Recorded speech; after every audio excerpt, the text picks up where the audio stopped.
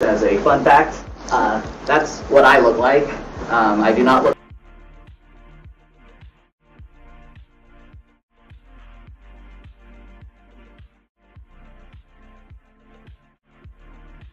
I'm sorry, what? What? That's what I look like. It looks like a Stone Toss comic, but like gay.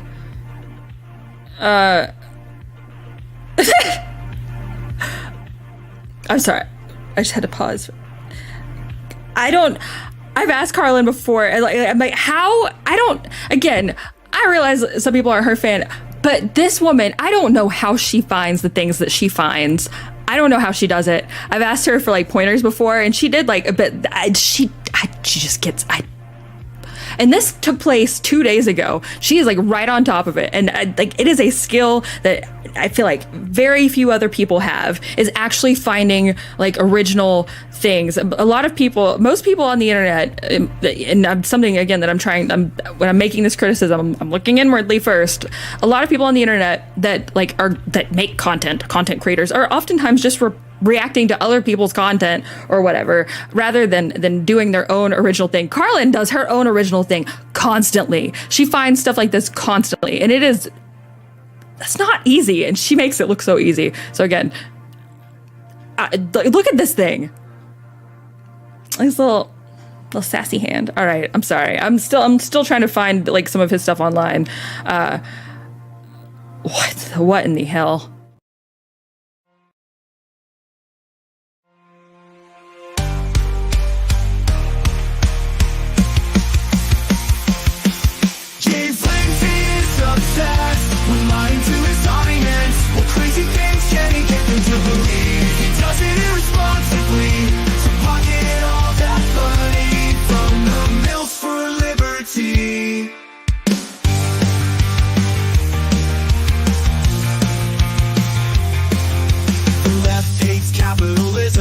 James won't admit it, he refuses to believe queer theory destabilizes normativity, gender binary, and the nuclear family. James blocks the truth, smears people who try to show him, creates an echo chamber for himself to reinforce his fantasy. He used to believe in something, what happened?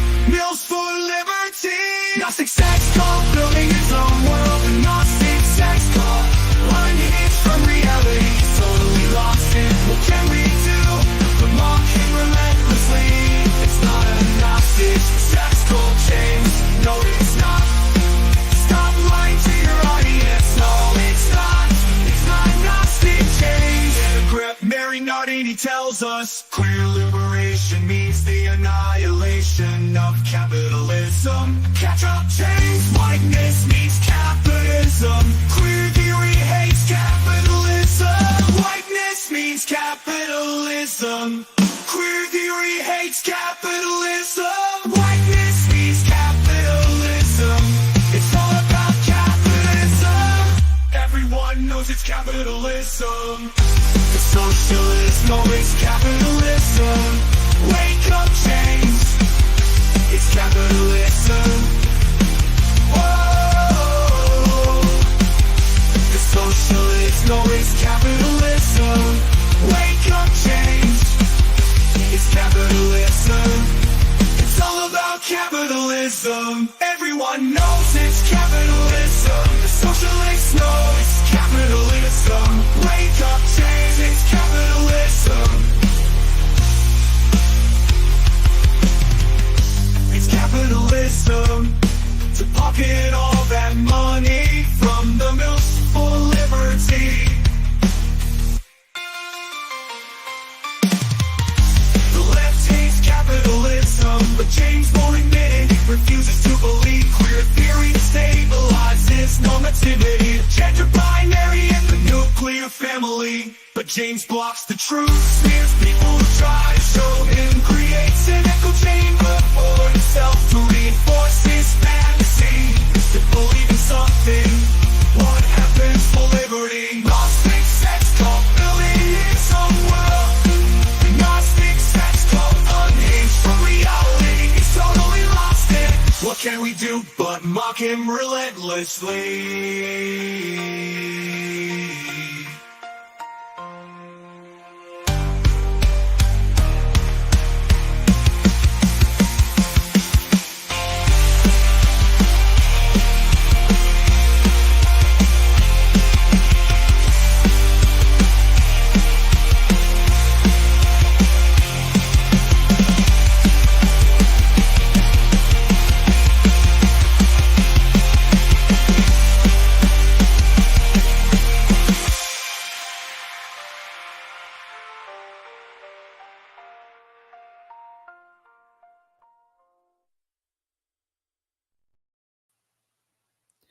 I'm not gonna lie, I'm kind of sad. I know that's shocking to people who have been following my streams today. I'm kind of sad. I'm kind of sad. And I was sitting here being sad. And well, I was thinking about editing the stream from today and making some clips, and then I want to put that Macklemore thing on the Substack, and like there's always like I always have like 8,000 things I want to do, especially at night, because at night is when I get most of my work done. And God knows I'm not going to sleep. I mean, it's only 12:30 a.m. I'm not going to sleep or nothing. And I was just like, I'm just sad. I'm just like, I'm really like, I'm sad. I know this is like this is a great way to start off a stream, right? You're like, Carlin, we could listen to queer anarchist literature and talk about you being sad. Oh my God, that's definitely something I want to do at midnight.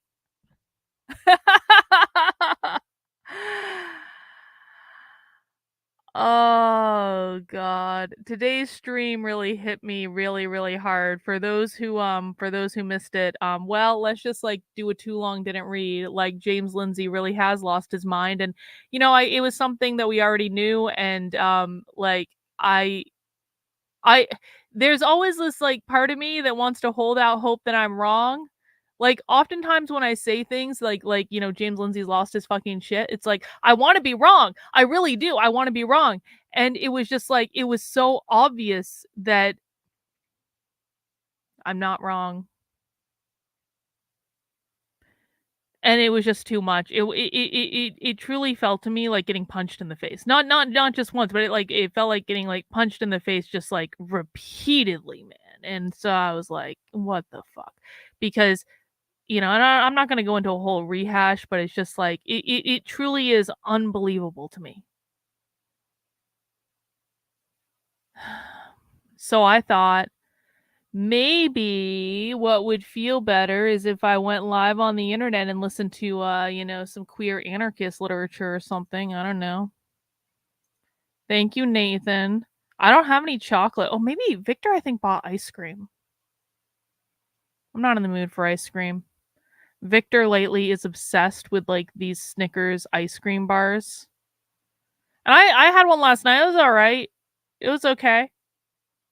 But I'm just like, I'm definitely not motivated enough to like, go downstairs for it or anything. That's just like, that's not going to happen. Anyway, I thought that, if you guys felt like it, we could, because I kind of feel like I gypped people on the stream earlier. It was me listening to James for 10 minutes and then complaining for 2 hours about how wrong James was. And, I feel like I should do a makeup. I really did want to. God damn it! I just like.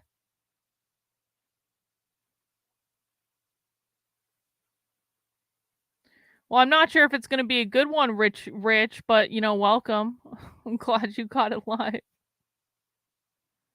I just cannot believe this. I'm literally wearing sunglasses at 1 a.m. because I've been crying for like on and off all goddamn like day pretty much.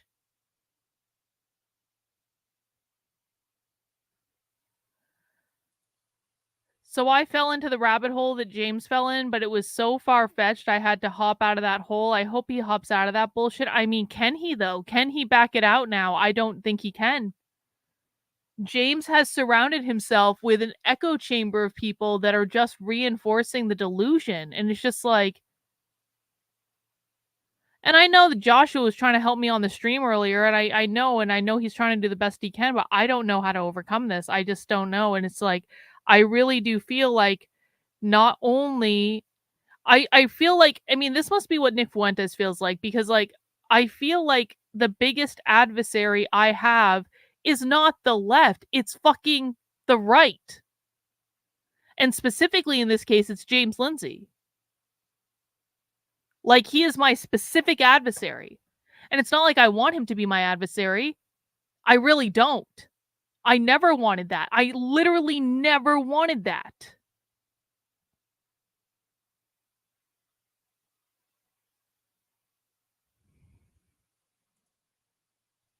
But he's the one doing more damage.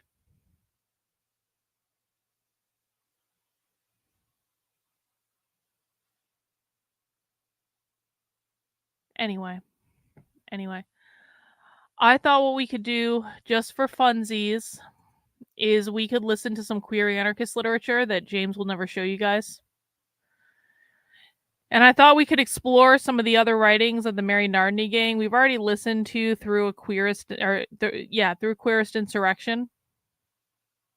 I got some other anarchist tabs up open too, just in case we want to do like other stuff.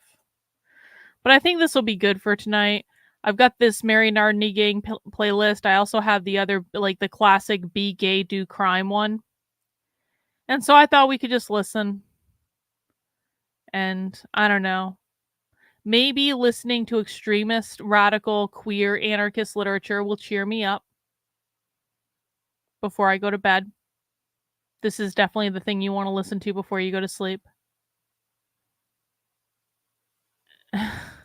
Everyone is writing short stories about James. John Morgan, look what you started. Laquitius is saying, I'm working on a short story about James. I'm not going to try to pronounce that word. He travels through time trying to find the source of wokeness, but the ghost of Voglin convinces him it's a Gnostic sex cult. Yeah, that's where James is getting all this stuff, is fucking that guy.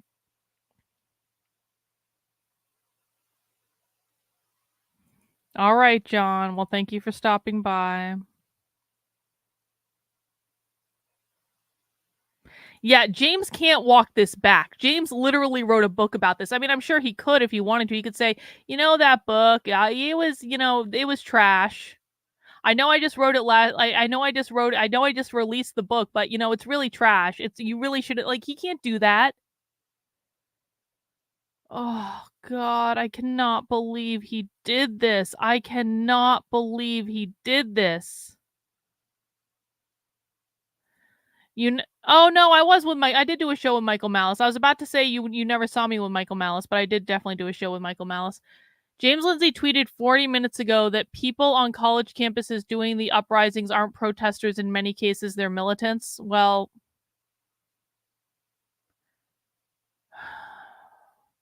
for a small percentage of them, that's true. He's not 100% wrong like he normally is. There is some truth to that. I wouldn't say it's all true, but all right, let's listen to some Mary Nardini gang and we'll just let this play. And each of these are pretty short, so let's just see how this is.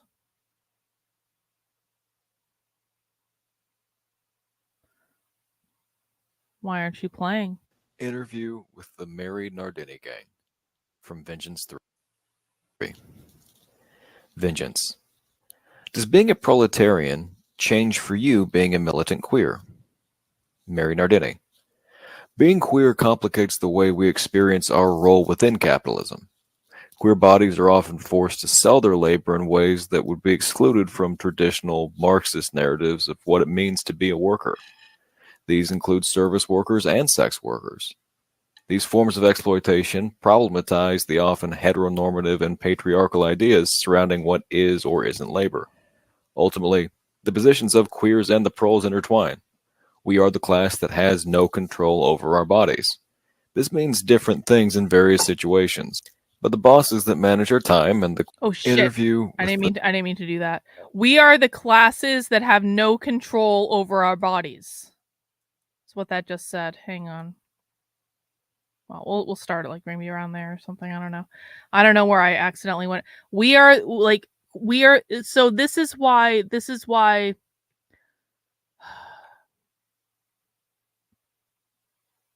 we are the classes that have, hang on, let's just listen again. In ways that would be excluded from traditional Marxist narratives of what it means to be a worker. These include service workers and sex workers. These forms of exploitation problematize the often heteronormative and patriarchal ideas surrounding what is or isn't labor. Ultimately, the positions of queers and the proles intertwine. We are the class that has no control over our bodies. We are the class that has no control over our bodies. So I think Bot is making an interesting point in that, they're kind of saying that capitalism owns their bodies. The gender binary controls their bodies, which is the same thing as saying capitalism owns their bodies, isn't it? It also explains why reproductive justice and trans rights. Reproductive justice and trans trans rights, whatever, mostly focused on trans rights for kids, is often intertwined on the socialist left. They talk about reproductive justice and transing people in the same sentence because it's all about bodily autonomy. So that all comes from queer theory or queer anarchism. This means different things in various situations, but the bosses that manage our time and the queer bashers that manage our gender are clearly all class enemies. Vengeance.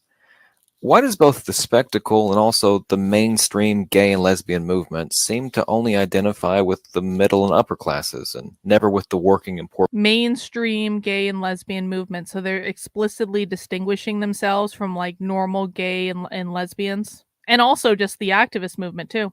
People. Who benefits from such a narrative? Mary Nardini. It is abundantly obvious that the politicians who lead the LGBT community are only interested in preserving power for the ruling class. Political campaigns for gay marriage, gays in the Normative military, and hate culture. crime legislation only reproduce the capitalist institutions of marriage, military, and the prison industrial complex. Capitalist institutions such as marriage, the military, and the prison industrial complex. And it goes much deeper than that. Representations of queers portray and capitalize on image of wealthy, affluent, white, able-bodied gays and lesbians. You only need to look as far as Will and Grace or a copy of any LGBT magazine to see the way that queer bodies and desires are shaped by capital. Vengeance. Within anarchism, there seems to be a coming clash, or a current clash, between activists and hooligans. Why do you think this is? What are the tensions that have given rise to this division? Mary Nardini. To be cheesy and quote, the coming insurrection, quote, everyone finds herself forced to take sides, to choose between anarchy and the fear of anarchy, unquote. We do not debunk in my chat, and we are certainly not debunking in my chat tonight when I've already had a really long and really black-pilling day. You can have whatever opinion you want, but coming in here and saying queer anarchist isn't real isn't actually going to change anything, and it certainly isn't going to change the fact that there is a queer anarchist movement, that they are highly influential, that we are seeing their activists in the world today. So if you can point me to an instance where trying to debunk something based on your fucking personal opinion when that thing provably exists in the real world has ever done any good ever, then you can keep doing it. But until you're able to do that, shut the fuck up. Vibe that is happening in the broader anarchist milieu is also happening among radical queers. I think that a lot of the tension is rooted in that a lot of people have confused radical queer struggle as a safe haven for the worst form of identity politics. They're really sorely mistaken. This isn't about sustaining identities, it is about destroying them. Vengeance. Can you speak about the actions that occurred around the time of the Bashback conference and your disappointment with some of the people who responded to those actions? Mary Nardini. What we listened to yesterday was about Bashback. At the Bashback Convergence, a dance party train occupation, the temporary occupation was an absurd mix of dancing, making out, a cacophony of ridiculous chants and singing. This created a situation where people caused a lot of havoc, vandalizing the train and reclaiming it as a queered space. A spontaneous street march then erupted from the train. The march attacked luxury cars and pulled shit into the streets. Someone within the march began pulling newspaper boxes out of the streets and back onto the sidewalk while yelling, "This is a peaceful protest." After the news boxes were removed, a police cruiser literally ran over someone's foot, and officers began beating people with their telescoping batons. 4 people were arrested. The next day, all of the liberal activist types went on a tirade to denounce the previous night's events. A telling anecdote: 3 white people stand up in a row and denounce the occupation as racist because there were people of color on the train. There were people of color who actually live in Chicago on that train. They were actually part of the community. This is racist. People were being rude. This actually makes sense. I was kind of wondering the same thing, Human Centipede. I think that guy we were listening to, Tegan, was Mary Nardini gang. That actually makes sense because wasn't the Mary Nardini gang in Milwaukee, and most of his stories were talking about Milwaukee. So how could he not have been? Honestly. Like, how could that have been produced in the same city at the same time and him not be Mary Nardini gang? Then two female-bodied people of color who live in Chicago respond, saying that they find everyone disgusting. Bashback isn't about being polite or nice. Bashback means challenging and destroying normalcy. This is going to be rude. It's going to be messy. If you aren't into this, then you're in the wrong place. Everyone's silent for a Do we know what that Tegan guy is doing today? moment, then the stack continues. They're ignored, and more white activists continue to talk about how the action was racist and alienating to people of color. It continued as folks talked about all the white dudes with passing privilege who instigated the situation. I'm really disgusted by people's actions and sentiments that day because of their complicity with the police and their silencing of all the bodies that weren't white, cisgendered, and male. Vengeance. Where would you like to see Bashback go in the next several years if the network is going to continue? Mary Nardini. I would like to see groups of queer anarchists working to build autonomous power and getting more conflictual. I'm really excited about the squat that BB Memphis just opened up for homeless queer trans youth. I'm really excited about the groups distributing free pepper spray and teaching people to fight. I'm excited about queers kicking the shit out of queer bashers, and always about fighting in the streets.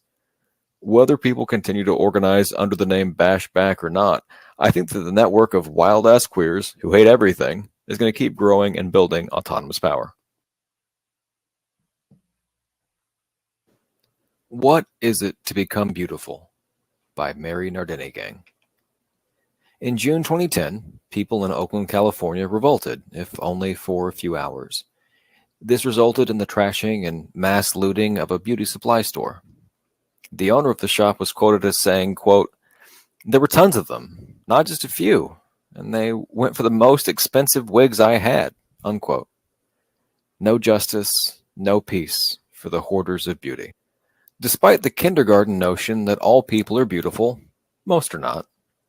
There are many heinous, despicable, and horrifically ugly people in this world.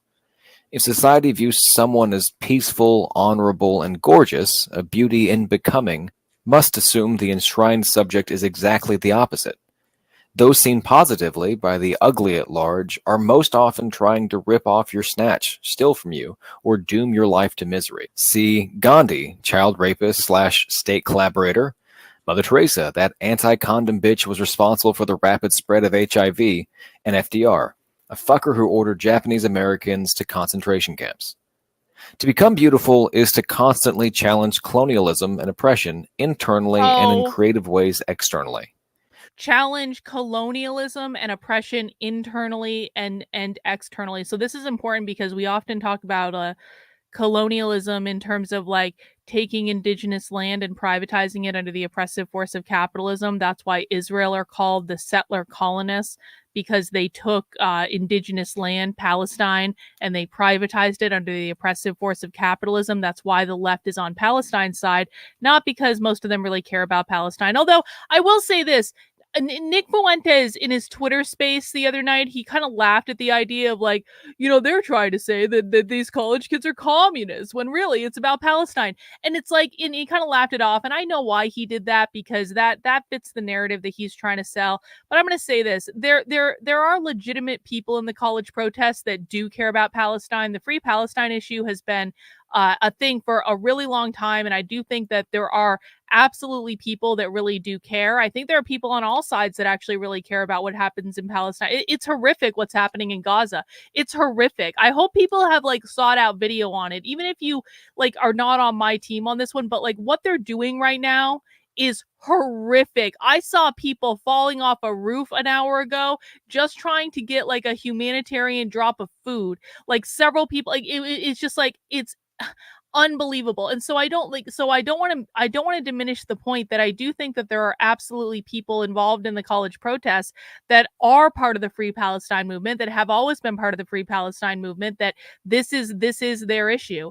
However, there's also a lot of people involved in the protests that are fucking communists, and that are using the protests to push communism. The Party of Socialism for Liberation has been involved in this from the very beginning. The Party of Socialism and Liberation doesn't give a flying F about Palestine. In fact, we have Angela Davis on tape flat out saying that the social justice revolutionary left co-opted the pre-Palestine movement. So again, you are going to have people on the social justice left that come from the pre-Palestine movement, but you are also going to have more people who are just using this as a way to push a far left agenda, because to a lot of people on the left and a lot of people in the protests, that's what this is. This is nothing more than the oppressor versus oppressed narrative of the bourgeois versus the proletarian. The Palestinians and Hamas are responsible for their glorious revolution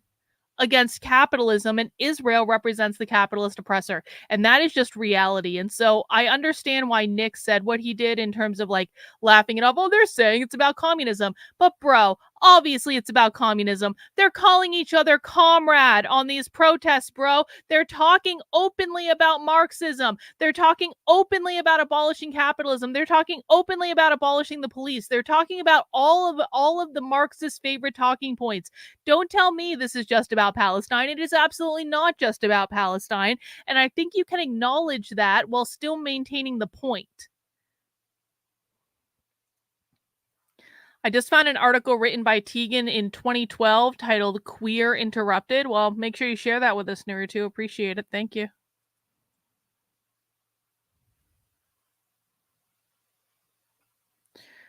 Okay, so the RevComs are not to be confused with the Revolutionary Communists of America. They are two completely different groups. James Lindsay confused them because he didn't bother to look into what the Revolutionary Communists of America actually was. He assumed they were the RevComs. They were not the RevComs. The RevComs is a very specific group of communists that, like, I've known about for a long time, but I haven't really looked into because, quite frankly, I don't actually think they're that influential on the left. They have marketing, like they have their stuff in a lot of bookstores, but I looked through kind of some of their stuff and I found it just to be like less than compelling. We probably should listen to them at some point because their stuff just pops up in like revolutionary bookstores all over the place, but my read on it is that they aren't that influential, which is probably why James Lindsay laughed them off. But James Lindsay didn't look into the fact that the group he was laughing off was not actually the RevComs. It was the Revolutionary Communists of America, who are a completely different group. But don't worry, because, you know, they promise that they're not going to be a problem. Really, no, seriously. No, okay. Should any person not take up these challenges, then they most certainly are not beautiful. In fact, they aren't even average. They're fucking ugly. For those seeking beauty... Hang on. Thank you, Naruto. I appreciate it. I'm sending a video from Fireside's books on anti-fascism and disability. I was just looking at Fireside Books YouTube channel the other day, so if it's an older one, I definitely send it anyway. They've been doing some stuff since we last listened to them. Accept your mind and sex for what it is, in addition to what you want it to be. The desire to modify one's features to conform to beauty of the public pupil is worthlessness instilled. Beauty is not the fraudulent norm. Conversely, the desire to fuck who you please or to swap out that tired cock with a brand new pussy is pricelessness willed. Whoa! Modify your body to complement your soul. Whoa!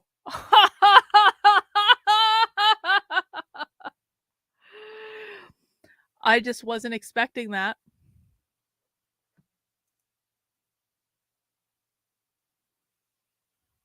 Conversely, the desire to fuck who you please or to swap out that tired cock with a brand new pussy is pricelessness willed. Modify your body to complement your soul. Ravish yourself in brilliance.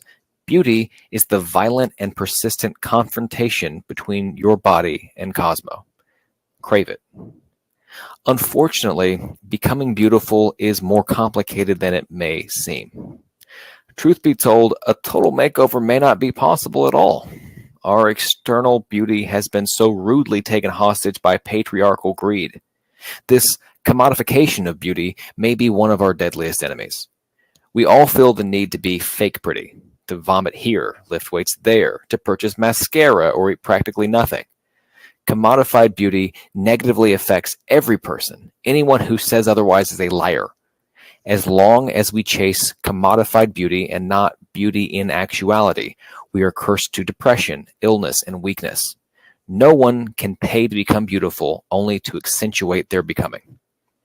Becoming beautiful is the most precious tool in combating liberal extremism. Liberals are ugly, fucking ugly, or fugly. The liberal is terrified of a beauty in becoming. Isn't that funny? That both conservatives and queer anarchists would agree that liberals are fucking ugly. If only they understood. They will lie, cheat, and steal to maintain their dominance over oppressed public relations. Real beauty lies in the truthful.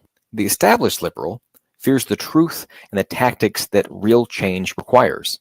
Beauty shits on the hypocritical and foul idea that is the respect of a diversity of tactics. Never respect the tactics of a liberal, and do not conflate liberal with those actually at higher risk of state repression.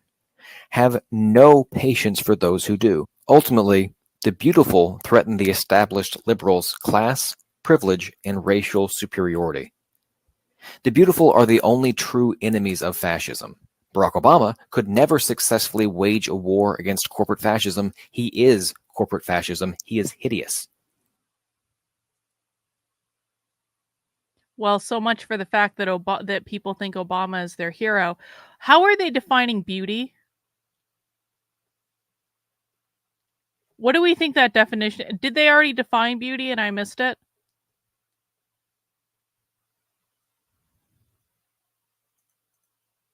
The right does not fear the left in American politics. Scratch the surface of their pale, dry skin, and you will find Nancy Pelosi and Ron Paul dry humping in the back rooms of Congress. That's true enough. Beautiful means targeting everything hetero in nature. Devote your lives to committing straight crime after straight crime. Beautiful means targeting everything hetero in nature.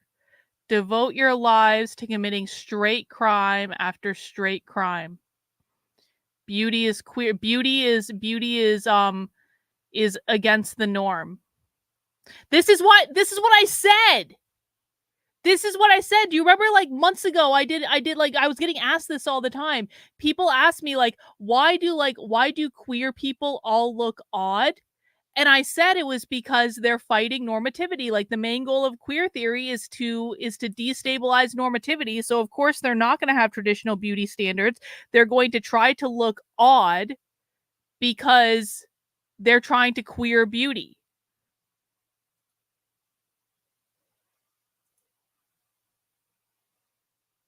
We're going to listen to that again. Could never successfully wage a war against corporate fascism. He is corporate fascism. He is hideous. The right does not fear the left in American politics. Scratch the surface of their pale, dry skin, and you will find Nancy Pelosi and Ron Paul dry humping in the back rooms of Congress. Beautiful means targeting everything hetero in nature. Devote your lives to committing straight crime after straight crime. Understand that straight does not mean one man and one woman. Gays and lesbians straddle the upmost rings on the ladder to hetero superiority. Gays and lesbians straddle the utmost rings on the ladder to hetero superiority. That's also called homonormativity. Straightness is the product of patriarchy and assimilation. It is the white picket fence in the suburbs, the gays on television blaming trannies for their unsuccessful bids at marriage. No fats, no femmes, rape, English-only education. Straight crimes are the beautiful's physical manifestation in our war on straightness and towards our goal of creating a dictatorship of the beautiful. Fucking uglies will claim to be allies of the pretty. They're not. Straightness will stop at nothing to thwart a confrontation between the queer and the fellow hetero. Straights may even use peace and protection as fog to hide their real intentions, maintaining the status quo. Truth be told, the queer does not require and should not desire the protection or the peace that the straight offers. The same is true for all other oppressed that comprise the beautiful. Becoming beautiful means becoming fearless. Do not associate this beautiful fearlessness with the common definition. Accept all emotions as legitimate and powerful. To the beautiful, fearlessness does not mean without fear, but fear without the possibility of stagnancy and paralysis induced by the possible consequences of revolt. Instead, the beautiful would allow fear to signal caution, thought, and wisdom prior to any altercation with the ugly. This type of fearlessness will ensure a stable and safe route of travel for the beauties in becoming. The queer, or whore, or native, or person of color is the sword of those on the road to beauty. Oppression has given a resentment to these particular factions that the pimp, or whitey, or straighty will never know. An advantageous position to hold. If the oppressed embraced that rage that only they know and used it as the most powerful weapon that it is, then nothing ugly could ever truly stop the beautiful. This rage is what ensures survival. It is why, regardless of millennia of colonization, the native, the whore, the person of color, the tranny, and the queer still exist. The beautiful know liberation is as fictitious as God in heaven. Liberation could only be achieved if time, as understood by the mentally inferior ugly, was rewound. Upon completion of such a strenuous feat, the guns would have to be dispersed evenly among the beautiful, and the ugly would have all limbs disposed of. Being that time travel at this point is unfortunately an impossibility, there will never be liberation. A partial and superficial liberation could come from a roundup of all the uglies to be tortured in re-education camps. This hypothetical yet equally unattainable situation might in fact turn beautiful people on and dispose of the ugly. Revenge of this type is still not complete liberation. Complete liberation is a condition only occupiable by people, animals, or things that have never been subject to commodification. In this terrible world of the ugly-ass fascists, everything beautiful has been used as a pawn for too long to ever be absolutely out of play. Becoming beautiful means fighting a liberatory struggle without utopian illusion of liberation. Revolution is as fictitious as Jesus on the cross. The ugly has perfected the art of co-optation and recuperation. At this point, ugliness is able to connaturalize itself with most emotional or philosophical states. Consequently, the beautiful are left with a non-war but certainly not a peaceful desire.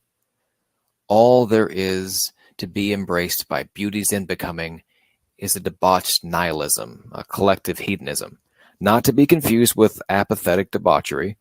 It is rage. So this is why they like have just embraced like fucking as much as possible, and like this is the whole everyone belongs to everyone else thing, where it's just like, you know, everything sucks, we're never going to get our revolution, we are, you know, like we're going to like am I right about this, like, or am I just being in a bad mood? Like, this is why they basically have decided to just embrace just like, I mean, debauchery and hedonism. Debauchery and hedonism is beautiful because it and I'm saying this is what they believe, I'm not saying this is what I believe, although debauchery and hedonism is how they become beautiful because it goes against the norm. That ought to be harnessed, if not gorgeously abused, to ensure survival and happiness.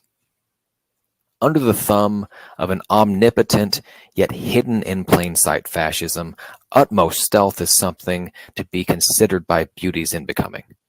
Travel down the yellow brick road of a struggling beauty is sometimes only accomplished by donning the master's clothes.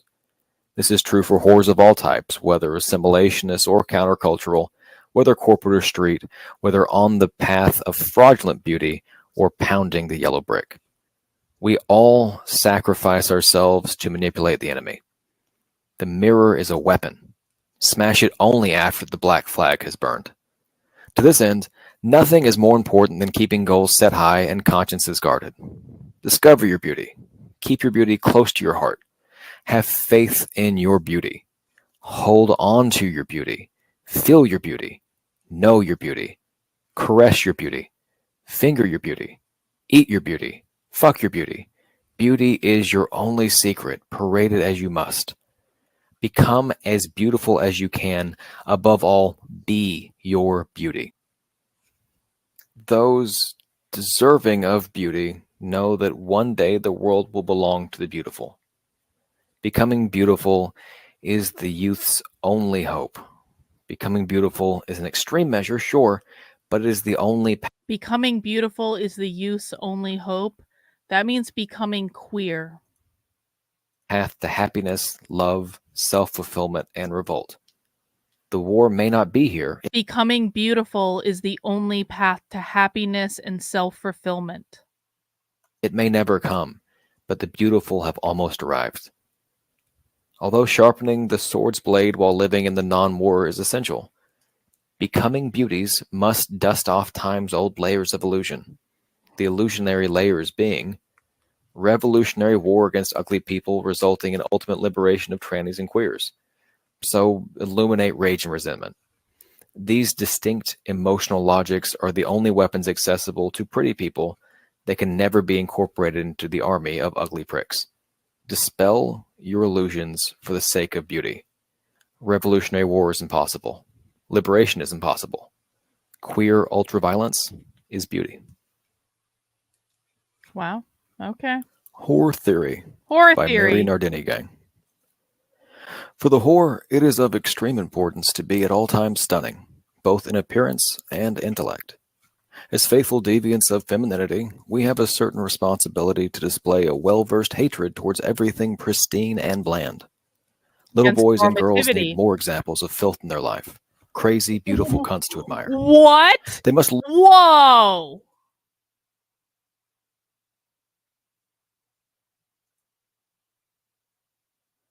I'm not saying that out loud. If I say that out loud, someone's going to clip it out of context. No, don't. Do not go down the fucking groomer rabbit hole. This is anarchist literature. It's meant to be offensive. Do not, Maria. Do not. As a reminder, before we listen to this, there is no actual evidence that I have seen after being at multiple leftist events that there is any such thing as like a grooming fucking sex cult that's trying to pedo all the fucking children. So like we're gonna dispense with that idea right now. Swear to God. We find one sentence in one random queer anarchist subculture piece of literature, and all of a sudden all other evidence is thrown out the window. well-versed hatred towards everything pristine and bland. Little boys and girls need more examples of filth in their life. Crazy, beautiful cunts to admire. They must learn what it is to want, to be whores incapable of holding in and repressing their emotions. Becoming whore does not mean anything, so put your fucking notebook down. We are strutting contradictions and we do not care.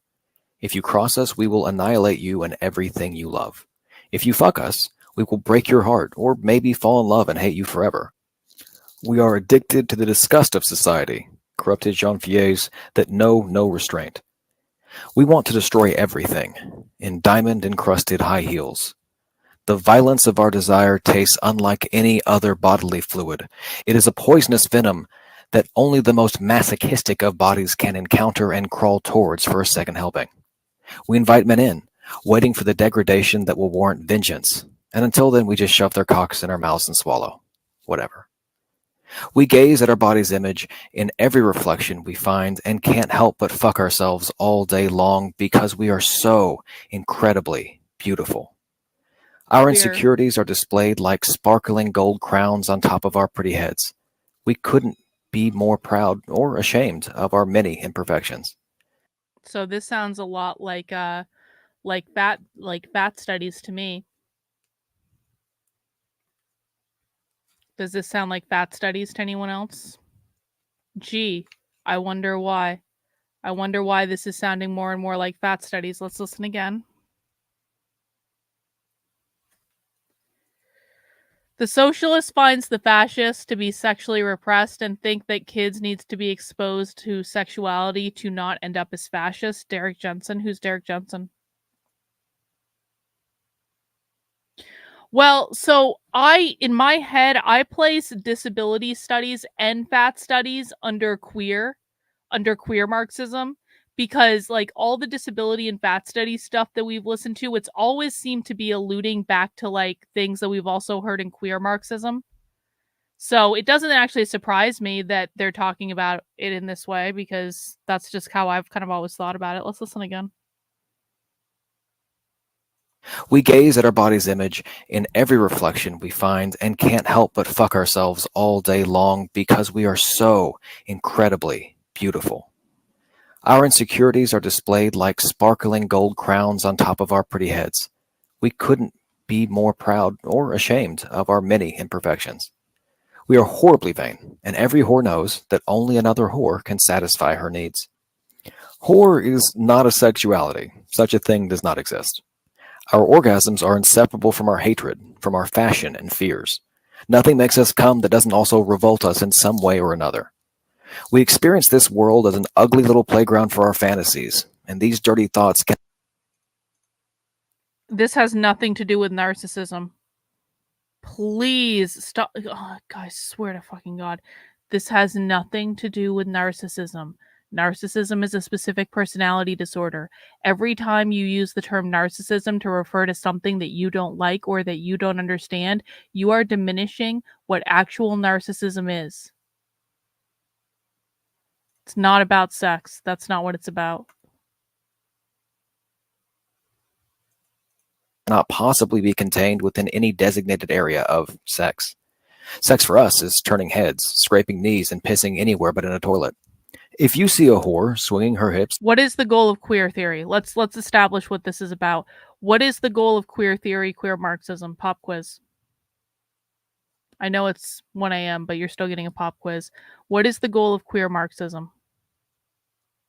Is the goal of queer Marxism to fuck? No, the goal of queer Marxism is not to fuck. It's to disrupt the normal. The goal of queer Marxism, close, that's part of it, but the ultimate overarching goal of queer Marxism is to disrupt the normal, to destabilize normativity. Normativity, of course, is an allusion to capitalism. This is why they talk about cis heteronormativity. The patriarchy is also a component of normativity, so abolish the norm, the revolution against the normal, to disrupt the normal. Okay, so if we know that the goal of queer theory is to disrupt the norm, to destabilize normativity, to abolish normativity, to replace it with all things, queer, then we know that what they're talking about right now isn't actually about sex. I mean, they're framing it in terms of sex because they're trying to be as outlandish and radical as they can be. This is queer subculture. This is stuff. This is not meant to be literal, right? I mean, parts of it probably are, but this is more meant to be artful. This is meant to be extreme. This is meant to make you cringe. This is meant to be revolutionary. This is meant to be disturbing. This is meant to be a lot of things, but it ultimately their goal is not actually just to spend all their time fucking, although they will do that, but the reason they will do that is because they're trying to destabilize normativity. Does that make sense?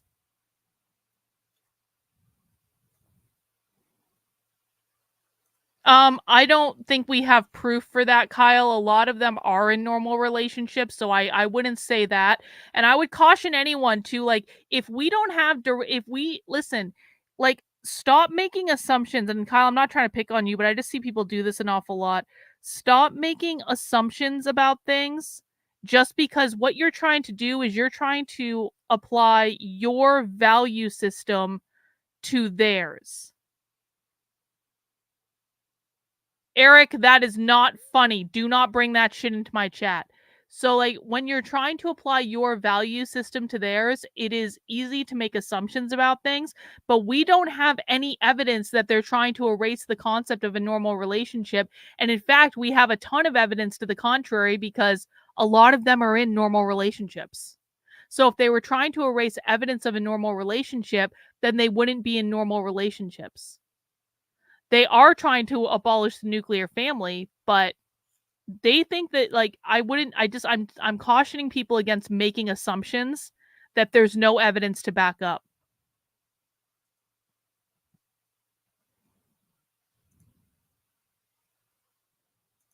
Down a busy street, you may notice a furrowed brow while she mutters angrily under her breath. This is because you annoy her with your presence. Every insignificant body that brushes past her is at risk for her hatred. Hatred makes her erect. She wastes no time in I'm gonna rewind it a little bit. Actually, I'm just gonna start it from the beginning. I'm sorry. I want to listen to this again. by Mary Nardini Gang.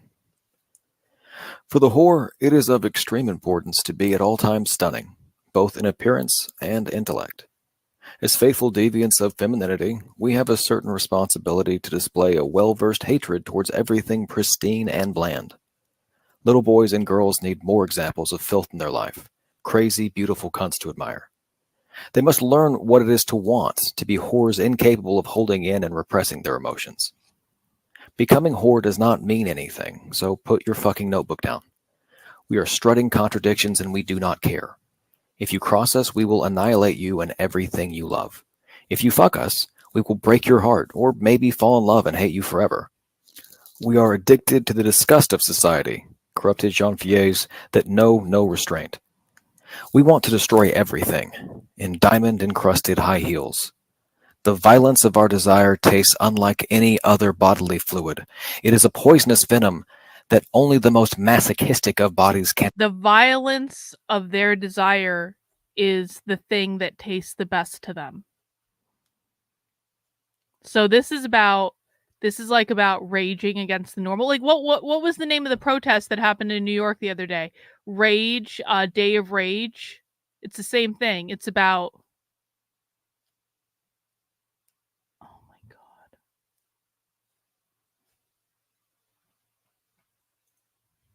Encounter and crawl towards for a second helping. We invite men in, waiting for the degradation that will warrant vengeance, and until then we just shove their cocks in our mouths and swallow. Whatever. We gaze at our body's image in every reflection we find and can't help but fuck ourselves all day long because we are so incredibly beautiful. Our insecurities are displayed like sparkling gold crowns on top of our pretty heads. We couldn't be more proud or ashamed of our many imperfections. We are horribly vain, and every whore knows that only another whore can satisfy her needs. Whore is not a sexuality. Such a thing does not exist. Our orgasms are inseparable from our hatred, from our fashion and fears. Nothing makes us come that doesn't also revolt us in some way or another.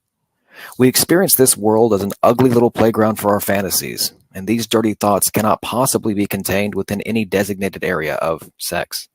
Sex for us is turning heads, scraping knees, and pissing anywhere but in a toilet. If you see a whore swinging her hips down a busy street, you may notice a furrowed brow while she mutters angrily under her breath. This is because you annoy her with your presence. Every insignificant body that brushes past her is at risk for her hatred. Hatred makes her erect. She wastes no time in forming assumptions about you based on what you're wearing. Your shoes are not fierce enough. Your walk is not sexy enough. Your eyes are not burdened enough. You are nothing compared to the beautiful people that hide in the alleyway, waiting to mug you. Politics does not interest the whore. It is the whore. Seduced by the incessant pain of living and dying and aching, she is simultaneously afraid of every little thing and fueled with the acceleration of having nothing to lose. She thinks that to speak logically of this world is pure delusion. Rationality is an unnecessary indulgence typical of. What I'm saying is they explicitly distributed flyers that called it a day of rage. I never said that was the only day of rage they had, but guess what, Kyle? They were also protesting today, and today they did not distribute flyers calling it a day of rage. So I'm just saying that it was a specific thing to Monday that they called it a day of rage. Mumbling pricks. Attempting to define her context or articulate her existence is utterly futile. Absolutely nothing about her makes sense. The whore critically engages only with astrology, preferring the opinion of our sky's constellations over the utterance of some dying old white man. Brilliantly bitter, the whore holds on to grief and anger like precious gems wrapping around her heart. Her traumas lovingly swim and pulsate through her veins like tiny shards of glass. A part of her longs for the sadness and disappointment she knows as truth. She is full of emptiness and boredom in its absence. For her, seeing the world through sorrow is seeing in full color, feeling the sensation of life tingle through each nerve ending on her body. Without it, joy eludes her as well. The whore is utterly exposed, a raw wound dripping sweet, deadly excrement onto each thing, each person she comes into contact Oh, with. that's a lovely picture. She is naked, forever tucking what is sacred into the crevice between her legs for no one else to see. My God. Forever tucking what is sacred into a crevice between her legs for no one else to see. Listen, man. I gotta give it to him. I really do. I don't like these people. I don't want to be around these people. I think that these people are just as toxic as the white identitarian right. But you have to give them credit for their writing. Their writing is really effing good.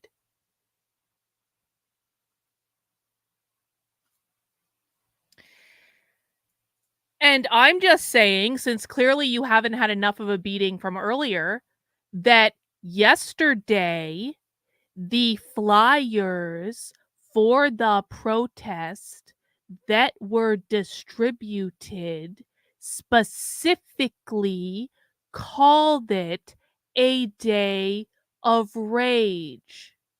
Those were different than every other day that they have been doing the protests. So, unless you have more information to offer about why yesterday specifically was a day of rage, and it's not just a generalized protest thing they do, then what the fuck is the point? Because Monday was a day of rage, Tuesday was not. What is the difference? There's obviously some difference. So coming in here and saying they're raging all the time and they call every protest a rage. No, they don't. No, they don't. And I know you didn't explicitly say that, but we can go back up and see what you said. Day of rage is usually socialist direct action. Okay, socialists are doing direct action every single day. Socialists have been doing direct action on college campuses for weeks now. They called yesterday a specific day of rage. So coming in here and saying that all direct action is a day of rage is just factually untrue. This is my point.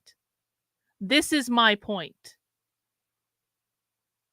That we are going to be nuanced about this. And we are going to look at information that actually exists in the real world. And I don't give a fuck what anyone's feelings are about that. If you come in here and you give information that is not factually hinged into reality, is not relevant to what I'm saying, is not relevant to what we're listening to, can easily be disproven with a simple check of confirmation bias, then I'm going to tell you that you are wrong and I'm going to explain why. And if you don't like that, go learn from fucking James Lindsay, all right? Too close. Be prepared to lose a limb, a lip, a piece of your fucking heart, because what is precious to her is untouchable to you. You worthless shit of a human race. A proper whore knows, deep down inside of her, why this world pretends to detest her. All her life she has had an irresistible charm that, when coupled with an unbecoming volatility, has the power to reveal to those around her their most unwanted desires. Her ass makes married men and their bored wives fidget incessantly, and her vulgar wit causes dry academics to wet their lips with excitement. Upon her exit, entire rooms breathe a heavy sigh of relief that they are no longer forced to face their quivering perversities. Alone in their modern bedrooms, they shamefully jerk off to her image, quietly hating themselves for their crass routine of living. She is as quick to laugh as she is to cry. When Mercury is in retrograde, she knows that getting out of bed means catastrophe, but even the fucked up alignments of the planets, working hand in hand. So you were fooled by the propaganda that was tweeted out by Unwoke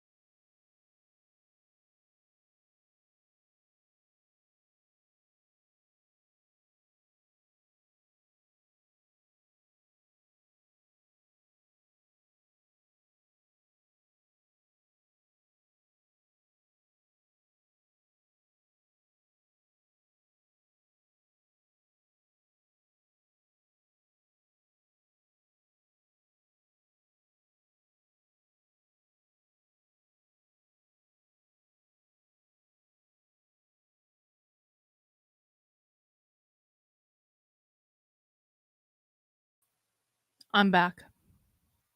Sorry. I don't know what happened. The internet in my house completely went out.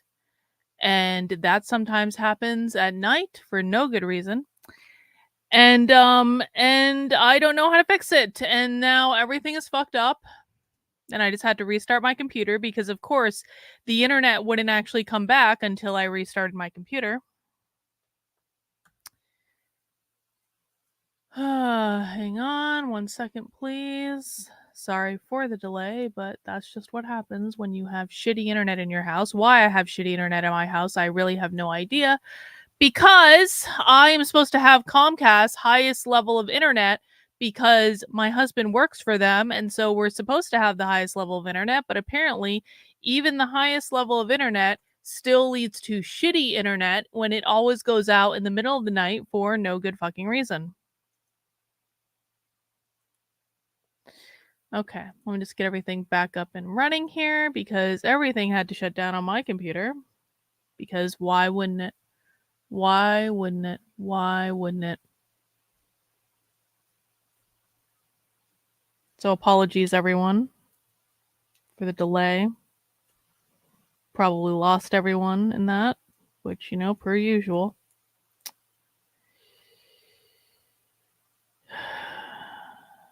Hang on, I'm just waiting for everything to reload. Okay, it seems to be coming back. All right.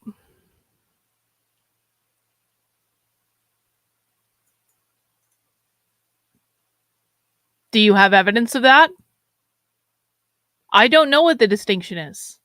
I have no idea. Maybe that is it, but show me evidence. But I'm glad you're getting the distinction. Okay.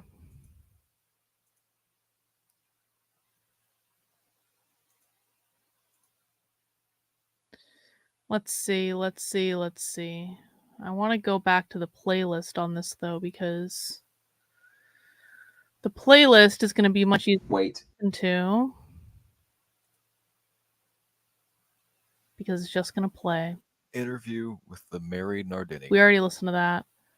We were pretty much already done with horror theory. Let's just move on to criminal intimacy.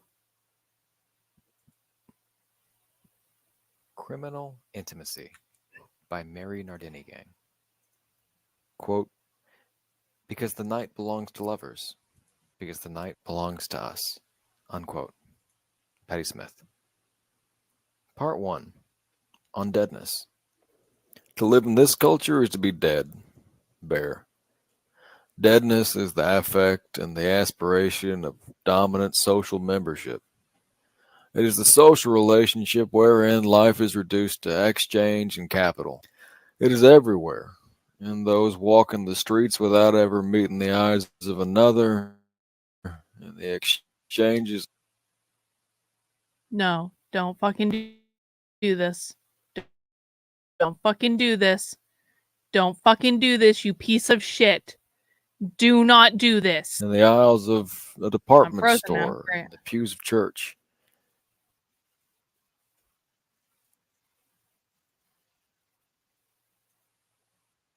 Hang on. Are you guys hearing this? Because I just got a message on my browser saying that you guys couldn't see the screen share. Are you guys hearing this okay? Probably not. Were you guys hearing that?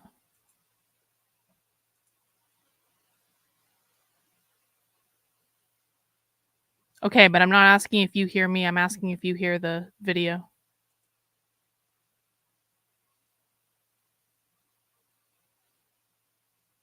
Okay, so you can't hear the recording.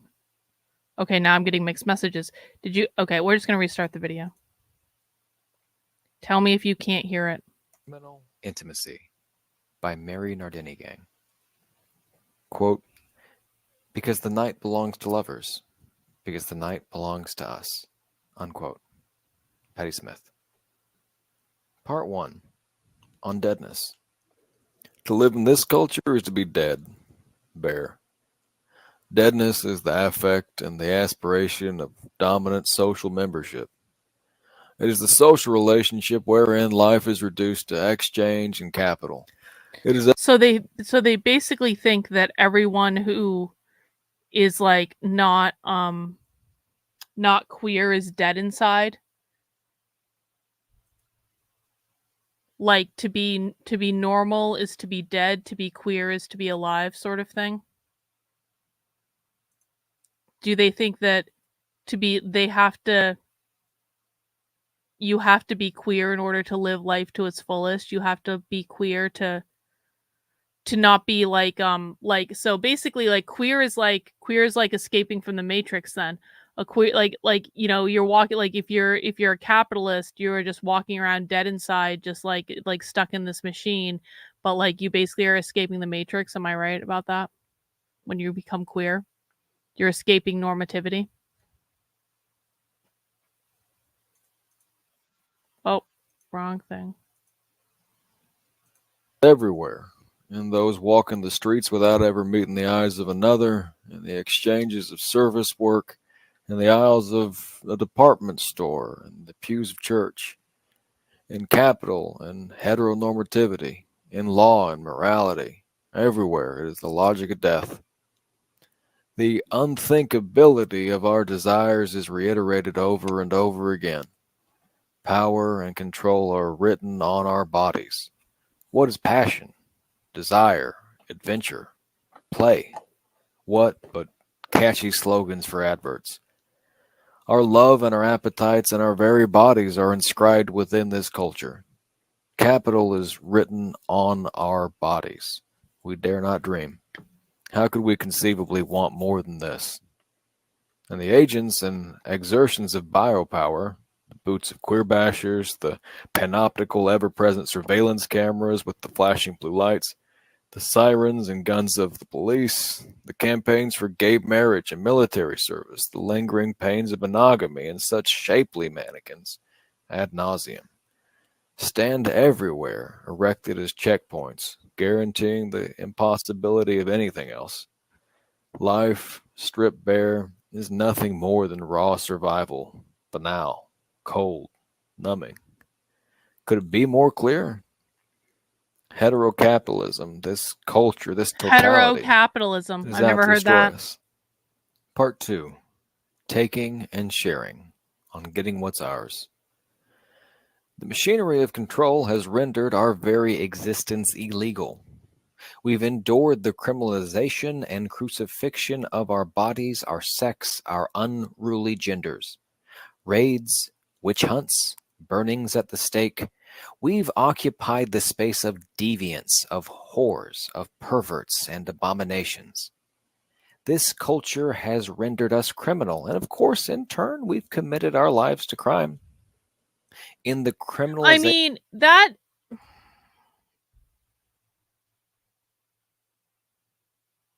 James Lindsay's so fucking stupid. Truly and sincerely.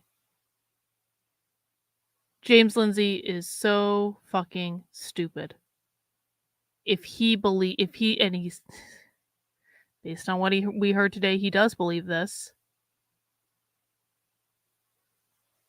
That Victor was saying this to me earlier. I was explaining this whole thing to Victor about like the whole James Lindsay Gnostic cult fucking conspiracy theory bullshit. And Victor doesn't actually believe the same things I do about like spirituality, and he hasn't studied law of attraction, and he hasn't done the stuff that I've done. That's like my thing. He has his things, I have my things. He likes to go hiking and like play with knives with his friends and like do Legos and like watch sci-fi. Like he has his things, I have mine. That's like the mark of a healthy relationship, right? But Victor, because he lives with me, has picked up on enough stuff that he understands the law of attraction better than James Lindsay does. And so I was explaining this to him earlier, and he said to me, he said, "Carlin, isn't it like, wouldn't they want them doing mindfulness and meditation? Like, wouldn't they want queer people doing mindfulness and meditation? Like, wouldn't doing mindfulness and meditation be like an anecdote to what they're doing?" And I was like, that's exactly right, Victor. That's exactly right. Mindfulness and meditation would be an antidote to fucking queer. But no, James Lindsay and Lisa Logan have not bothered to understand this because James Lindsay and Lisa Logan do not understand mindfulness or meditation or the law of attraction or A Course in Miracles or any of what they call the evolutionary thought Gnostic cult. But what's so stupid about all of this is that if they had just listened to the goddamn queer anarchist literature, they would know how insane it is to say the goal of this is to start a one world order fucking religion that takes away free will entirely. Like, their entire premise is flawed, because if the goal were to take away free will entirely, they wouldn't be writing this shit. Because this shit is literally saying, when you're in the capitalist Borg, you're just a cog in the machine. You are dead. You don't have free will. You don't have an identity. You don't have a personality. Only by becoming queer are you able to self-actualize. Oh my fucking God.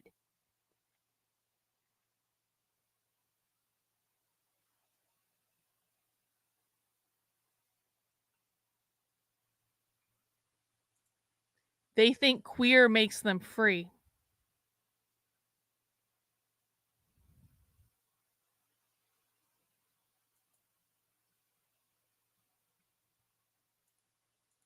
Of our pleasures, we've found the pleasure to be had in crime. In being outlawed for who we are, we've discovered that we are indeed fucking outlaws.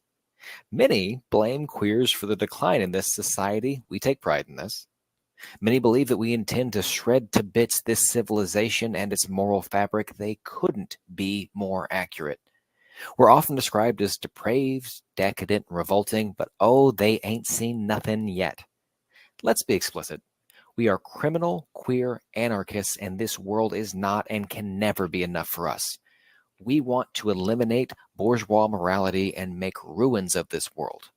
We're here to destroy what is destroying us. Eric, you're being very distracting in the chat because it seems like the things you're chatting in have nothing to do with what we're talking about right now. So guys, I'm seriously in no mood. I'm really not. I just want to listen to this, and I want to talk about this, and I don't want any shit tonight. Let's be speaking of revolt. We are tracing the lineage of our queer criminality and charting the demise of the social order. And oh, the nectar from which we drink. Lesbian pirates raging on the seas, queer rioters setting cop cars ablaze, sex parties amidst the decay of industrialization, bank robbers wearing pink triangles, mutual aid networks among sex workers and thieves, gangs of tranny fags bashing the fuck back. We've been assured that each day could be our last. As such, we've chosen to live as if every day is. In turn, we promise that existence days are numbered. In our revolt, we are developing a form of play. These are our experiments with autonomy, power, and force. Does this sound to anyone here as though these are people who want to participate in a globalist agenda?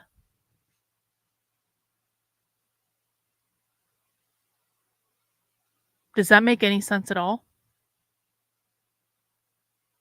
Does James Lindsay still think that the radical revolutionary socialists are the same as the WEF? Does anyone know?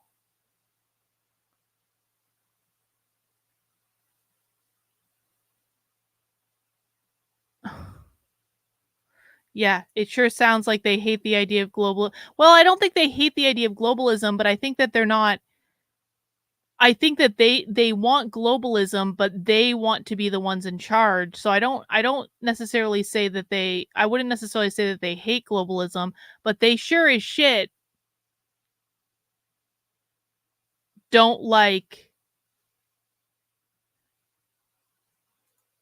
Well, the Mary Nardini gang inspired the modern queer activists that we're seeing. So this is not just one group. Oh my fucking, here we go. I swear to God. I swear to God. The original one was written in like 2008, 2009, something like that. I mean, they do mention the binary, but like they do mention it. They call it the patriarchy is the patriarchy is the binary. It's the same thing.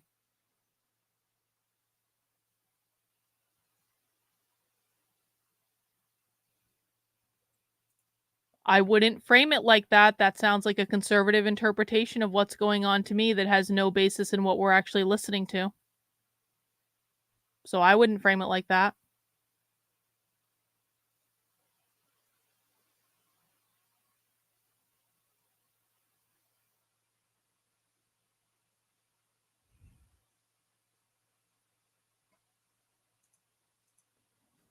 We haven't paid for anything we're wearing, and we rarely pay for food. We steal from our jobs and turn tricks to get by. We fuck in public, and we have never come harder. We swap tips and scams amid gossip and foreplay. We've looted the It's not as much about debauchery as it. They're not actually doing a lot of this stuff. You guys realize that, right? I'm not saying they're not doing any of it, but I'm saying like they're not. Okay. This actually isn't like a bad idea. It would have the U on it though, not the A. This isn't a bad idea. What should our color be? It can't be pink. Red, but they're red. Purple, but purple kind of means non-binary. What should our color be? Should it be red? But aren't red triangles representative of something else? We need like a unique color. Yellow? Why yellow? I don't know if I can get behind yellow.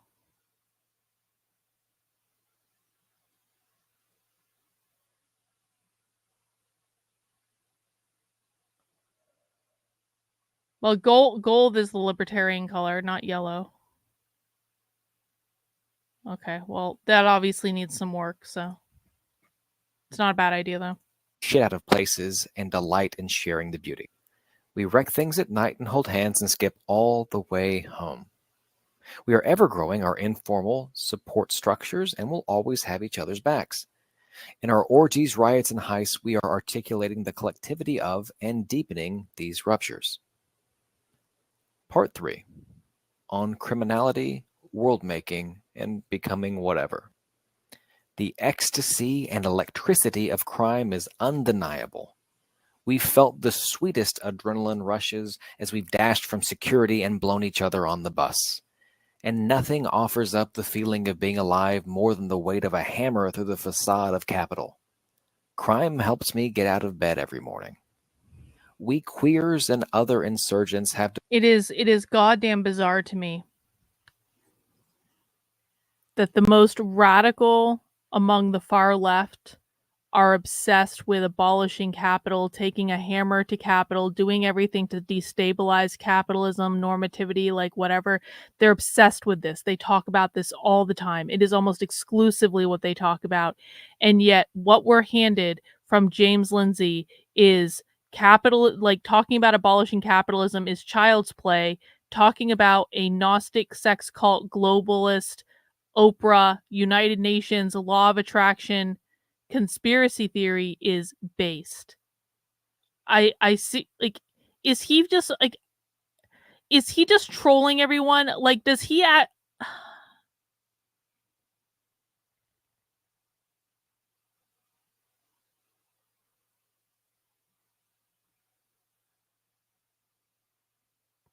how is it possible? How is it possible that people don't see through it? How in God's name is it possible that people cannot see that James Lindsay is literally making this shit up with Lisa Logan? I know I keep saying the same thing, but we are in the fucking Emperor's New Clothes. We are in that story. And in that story, James Lindsay is the fucking emperor. Lisa Logan is marching right alongside with him. All the conservative influencers are watching the parade, pretending they can see the clothes. And it's like, this audience are the only ones going, he's fucking naked, bro. Like, he's naked. He's literally naked. Why can't anyone, like, you're like Glenn Beck, you're gonna pretend that James Lindsay isn't walking down the street naked right now? Like, what the fuck are you doing? Like, Charlie Kirk, are you seeing James Lindsay walking down the street naked right now? Because I'm seeing James Lindsay walking down the street naked right now. Are we all seriously going to pretend that we are not seeing James Lindsay walk down the street naked right now?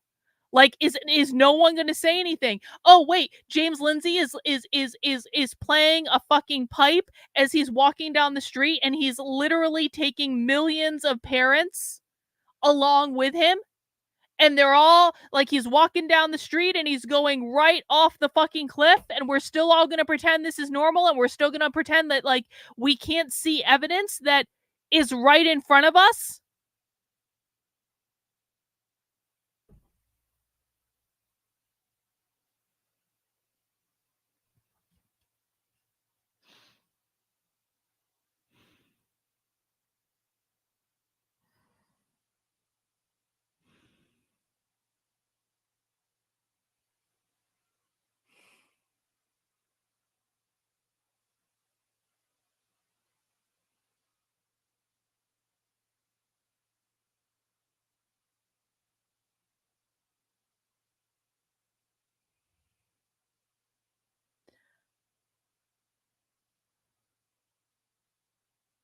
And there's just nothing we can do. There's nothing that can be done because not enough people listen to me. And they've all, I said this to Joshua earlier after like maybe, I don't remember exactly when it was, but it's just like, they've all convinced themselves that I'm the crazy one. I'm crazy. You all are literally looking at James Lindsay walking naked down the street, playing a Pied Piper, leading millions of people off a cliff. And you're all watching this happen, and there's no evidence to back up what he's saying. It's just all, this is like James Lindsay is literally doing trust the plan, trust the plan, trust the plan, trust the plan, trust the plan, bro. And everyone's just watching it, and not only are people watching it happen, but they're saying, yeah, trust the plan, trust the plan.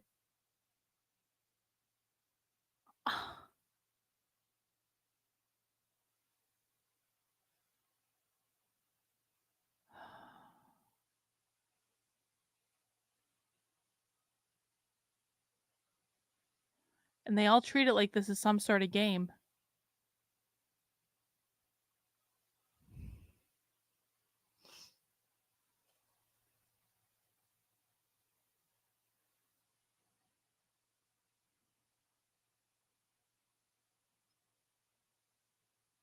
How do we get in front of more people when I'm not willing to play their game? How can,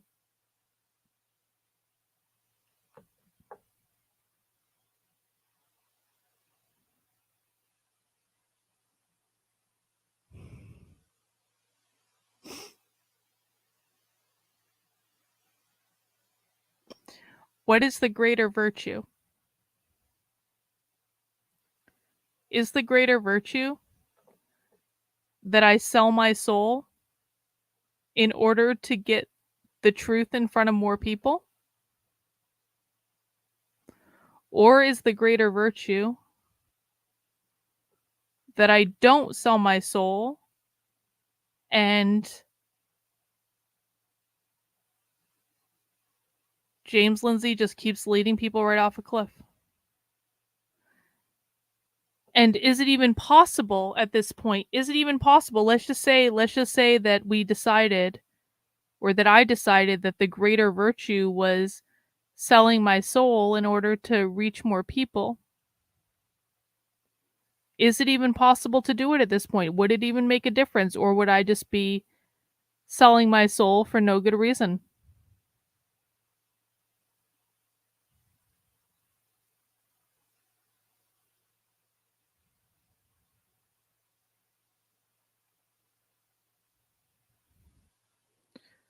Oh, yeah. Well, check this out. You want to talk about this real quick? Hang on. Hang on. You want to see what Turning Point's doing? I'll show you what Turning Point's doing. Did everyone see this? Just side note.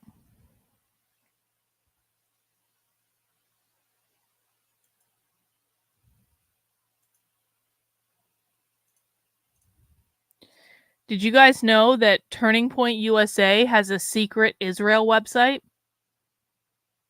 It's israel.tpusa.com.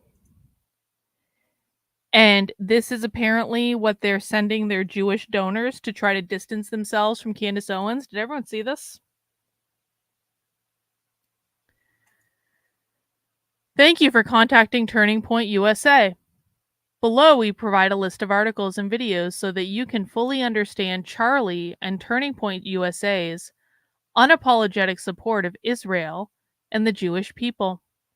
Charlie is one of the most vocal supporters of Israel in this country. I hope these videos and links clear up any questions you might have. As a reminder, Charlie is not Candace, and Candace is not a Turning Point USA employee. If you have specific questions about Candace's comments or video or views, we suggest you contact her directly. However, these videos and links should provide clarity on Charlie and Charlie's positions and views. Charlie has been to Israel twice, and Israel and the Jewish people hold a special place in his heart. Additionally, it is worth noting that TPUSA as an organization supports Israel in a number of ways, including but not limited to hosting an annual Young Jewish Leadership Summit, sending 100+ students to Israel for educational trips, sending an Israel-specific activism kit to hundreds of high schools and college campuses each semester, welcoming Dennis Prager and other Jewish thought leaders to our national events, and hosting pro-Israel social media trainings for TPUSA ambassadors and online influencers. And then there's some videos.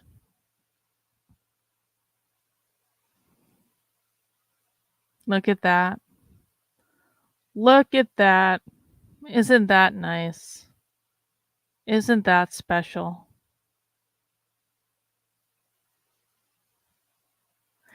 See, this is the thing. This is the thing. Even just seeing this in print, I'm going to be honest. Even just seeing someone have the gall to tell me to do this,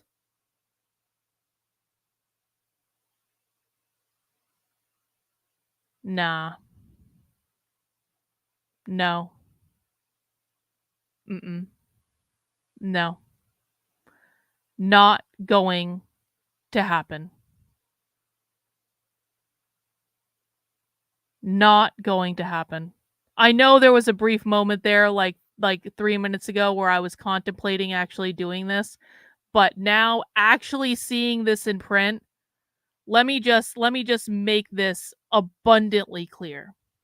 I will never fucking moderate my message to appeal to shill fucking grifters who are only interested in lying to their audiences for money. And if that means the left wins everything, that means the left wins everything. If that means that every single parent who is listening to James Lindsay loses their children and their child gets transed in school, then that's what it means.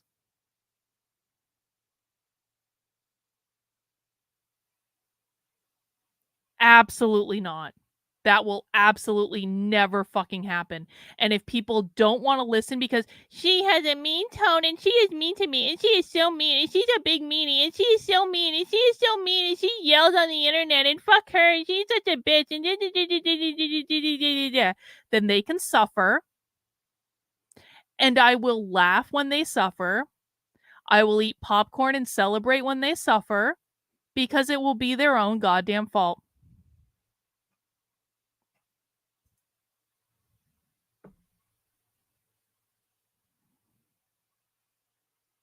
But that sucks, right? That really, really sucks. That really sucks. Like, it sucks that people will accept being lied to and will watch James Lindsay walk naked down the street playing being the Pied Piper that's leading the parents off the cliff, because it's really both stories combined. They'll just watch it happen because that bitch is such a bitch, and I can't watch primary source evidence because that bitch is. It's like, God fucking damn it! Why would I want those people to win? I mean, honestly, like, why would I want to do anything to help those people? But at the same time,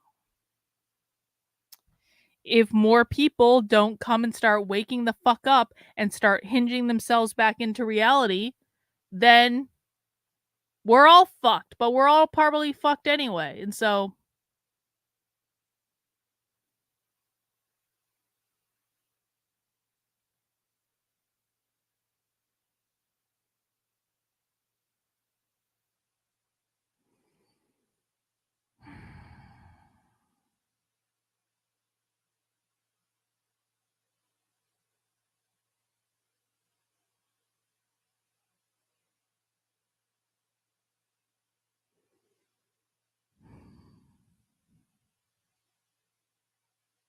It's just so upsetting to me. And I really, like, I shouldn't care this much. I really just shouldn't care this much. I should learn to not care at all.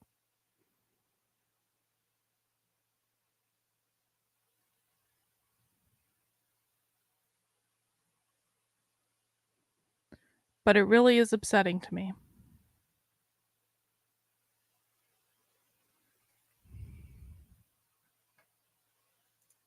Developed what good folks might call a criminal intimacy.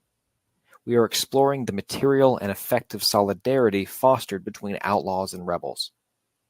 In our obstruction of law, we've illegally discovered the beauty in one another. In revealing our desire to our partners in crime, we've come to know each other more intimately than legality could ever allow. In desire, we produce conflict, and in conflict with capital, we may have found an escape route from the deadening of our lives. Our gang's discourse is conflict. The real power expressed in our crimes isn't the damage caused to our enemies or even the various improvements of our material conditions, though we take pleasure in both. The power we express is in the empowerments and relationships we're creating. In our sex and our attack, when we pull down our masks and share our cache of bricks, we are expanding the possibilities of our affinity. In our crime, we create dynamic, new relationships of criminal intimacies. In these possibilities, we are learning how we might, together, reduce this world to rubble. We must make ourselves bodies without organs. Within each of us is contained a virtual pool of everything we are capable of becoming, our desires, affects, power, ways of acting, and infinite possibilities. To embody and activate these possibilities, we must experiment with the ways our bodies act in conjunction with others. We commit crime together so we can unveil our criminal becoming. We do not offer criminal or queer as identities nor as categories. Criminality, queerness. These are tools for revolt against identity and category. These are our lines of flight out of all restraint. We are in conflict with all that restricts every and each desire. We are becoming whatever. Our sole commonality is our hatred for everything that exists. Held in common, such revolt of desire can never be assimilated into the state form. Right-wing talking heads invoke the imagery of a culture war waged between civil society on one side Wow. and queers on the other. We reject this model of war. Our war is a social war. The nexus of domination in class society is everywhere, yet everywhere too are the ruptures and points of conflict.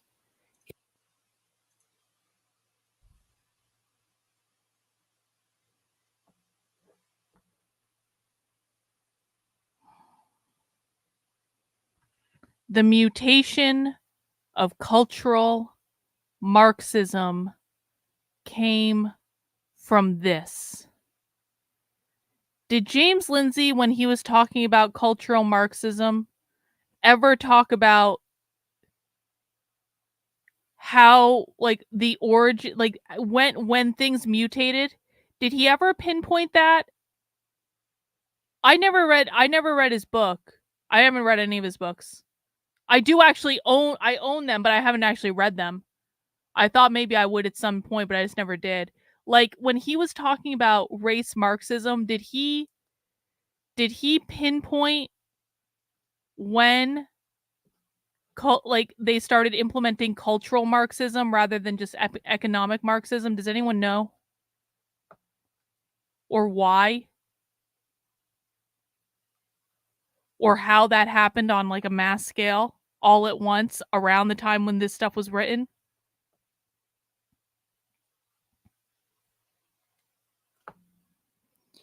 The reason I'm asking, so he has no fucking idea. He has no fucking idea. When James Lindsay gave that speech in front of the European Parliament where he says it's Maoism with American characteristics, oh my God.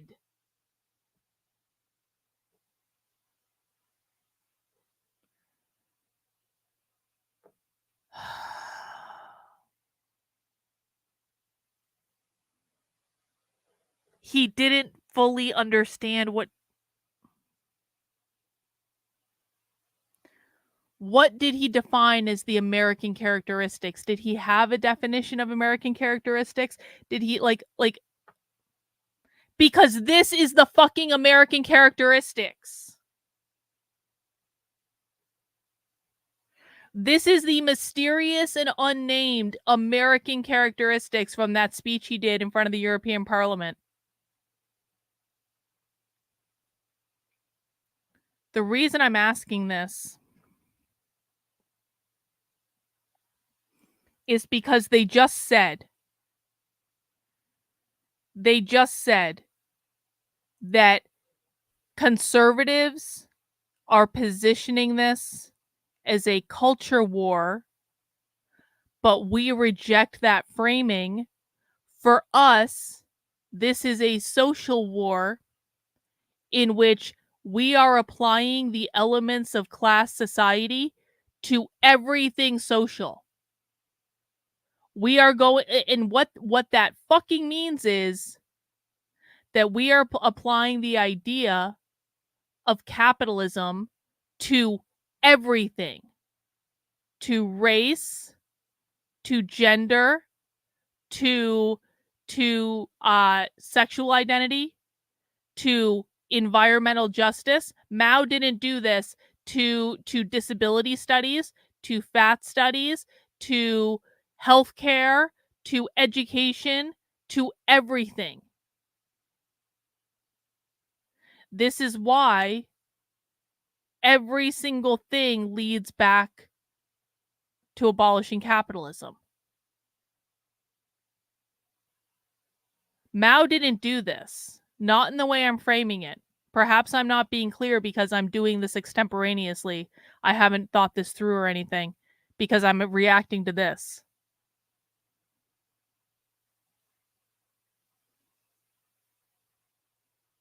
Yeah, none of this is what I'm talking about. Literally, none of this is what I'm talking about.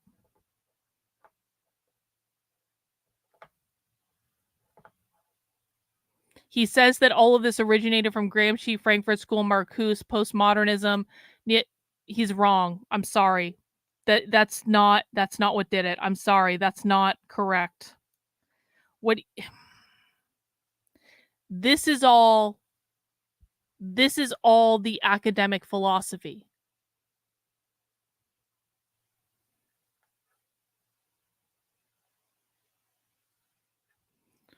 Yes, what we're talking about is gain of function Marxism. Let me show you.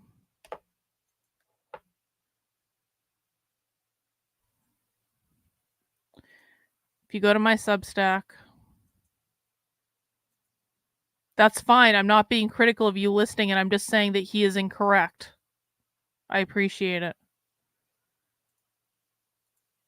You go to my Substack, which is carlin.substack.com.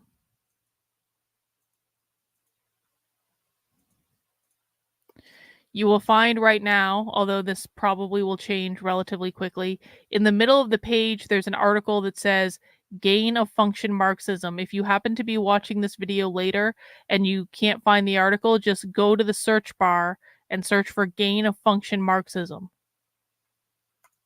but it's right there right now. So essentially, I'm making an analogy using the movie Contagion, which is a great movie. If you've never seen the movie Contagion, it's awesome. In fact, why don't I just play a clip from the movie Contagion right now so you can see what I'm talking about? And it's just a short clip, so I'm going to assume that this is fair use. This is a clip at the end of the movie Contagion where they are showing you, basically Contagion is about a worldwide plague, and it kills off like most people who get infected with it, and it spreads really quickly. And and it's a new plague. The world has never seen this plague before. And they're trying to figure out how to fix it. And so at the end of the movie, they tell you how it all started. So they show you the origin of the plague. So watch this.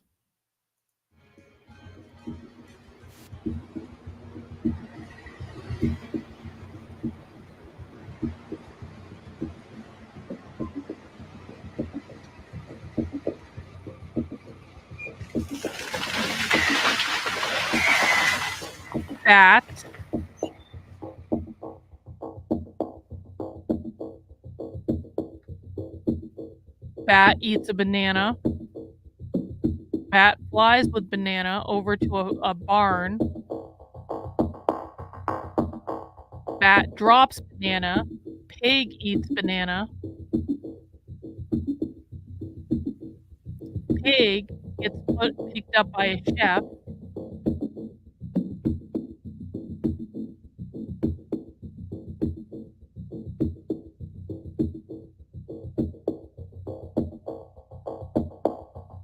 Pig gets served up in restaurant.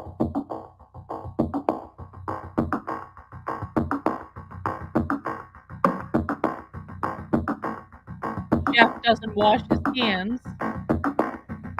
And that's patient 0 for the plague. That's it. That's how the plague started in Contagion. That's it. That's all it took. So there was a weird mutation that happened when that bat brought that banana into that barn, and then the pig ate it, and then the weird mutation happened of the strain that created a previously unseen plague.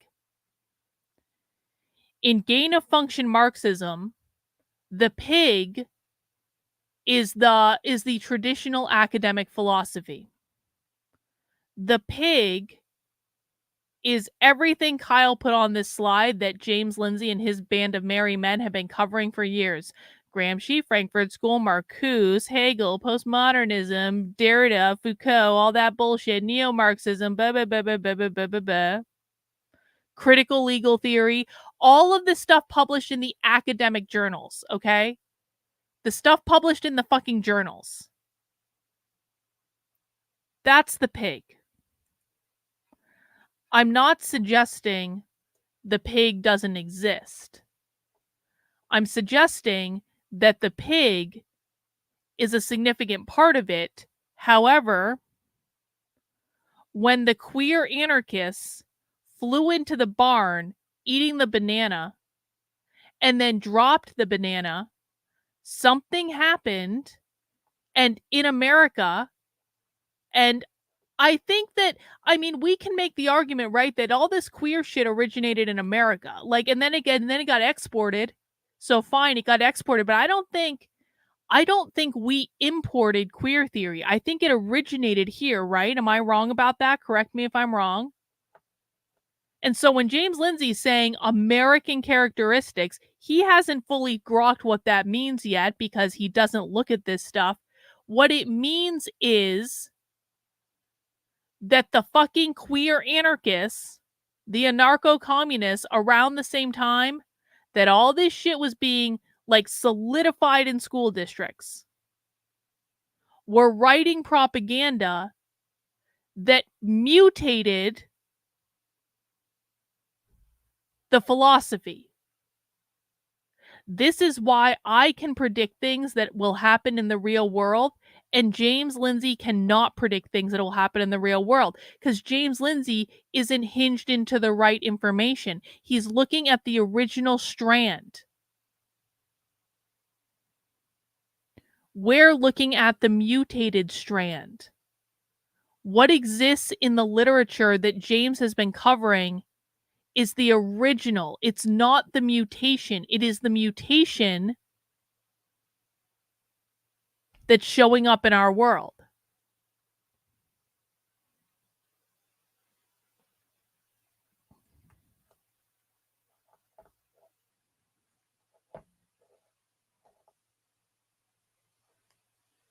And it would be interesting to like trace the origins of this queer anarchist subculture, because you got to understand that like I had heard about this stuff.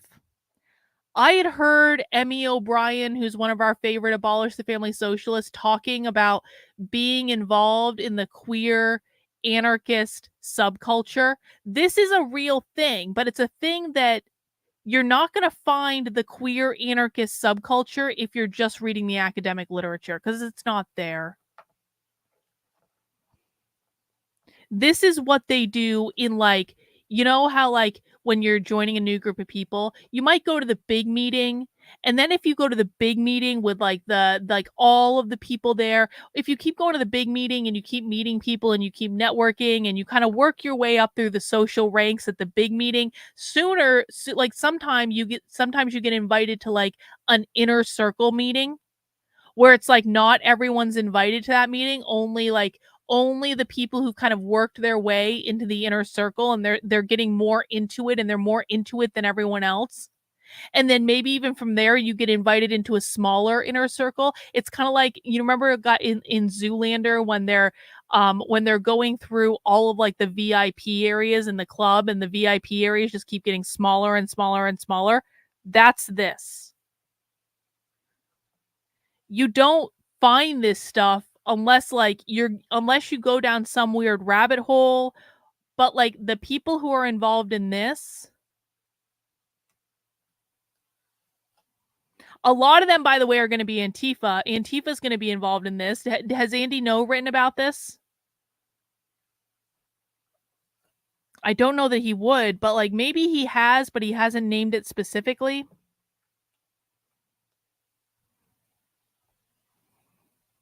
This is for the kids that get really, really, really, really, really super into this shit.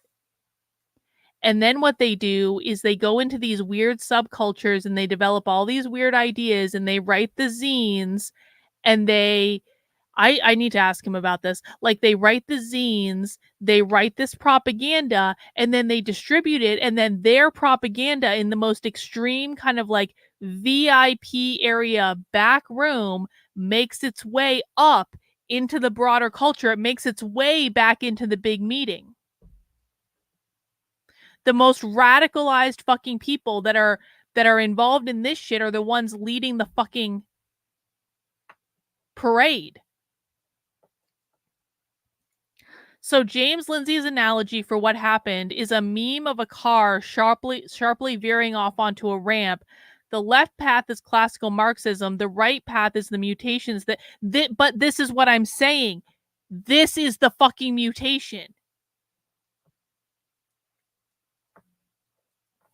James doesn't even know this exists. This is the mutation. This is the mutation. This is the shit that got pushed into schools back in the 2000s. This is the shit that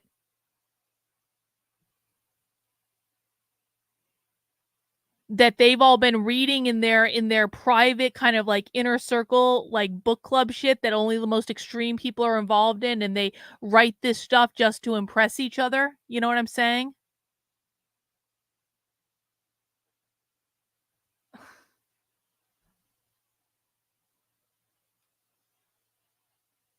This is where it comes from, I promise you. Because every single thing I've listened to of this variety, it sounds exactly like the activists in the real world. This is where it's coming from. I don't know what the origin point is of this. I know that we're seeing a bunch of it in the 2000s. Yeah. Benjamin Boyce literally found this shit at Evergreen. And he didn't know what it was. Or he didn't.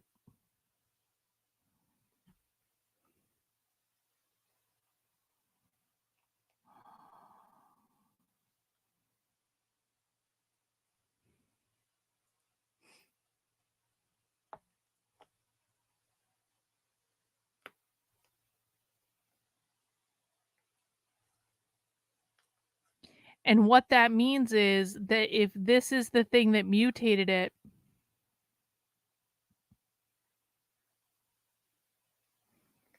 then it's just going to keep getting worse and worse and worse and worse and worse and worse and worse. You guys understand that, right? Because if it's the most extreme anarchist circles that are mutating it, they're only going to get more extreme and they're only going to continue to rile each other up.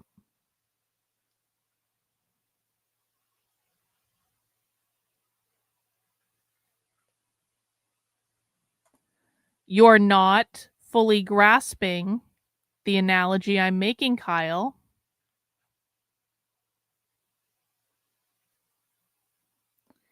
The traditional philosophy is the pig.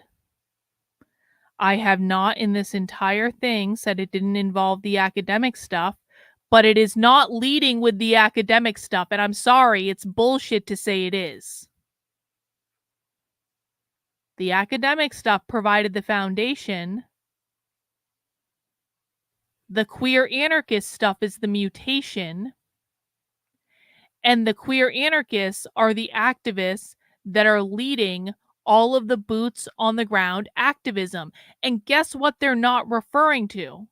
Guess what they never, ever, ever, ever, ever, ever, ever, ever, ever, ever, ever talk about? Guess what? They never talk about Gramsci, the Frankfurt School, Marcuse. They don't even really talk about Hegel. They don't talk about critical legal studies. I've actually listened to critical legal studies, but I don't see the activists on the ground talking about critical legal studies. They talk about critical race theory as an illusion, like they allude to it, but they don't really talk about it.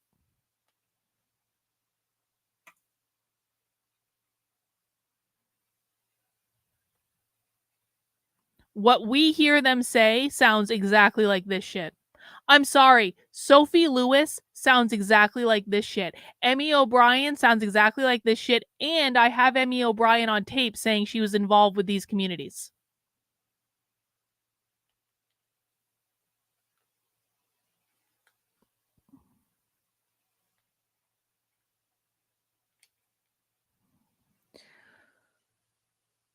So we know what it is, and we know it's only going to get worse, and we know exactly where to look, and it's someplace no one else is looking.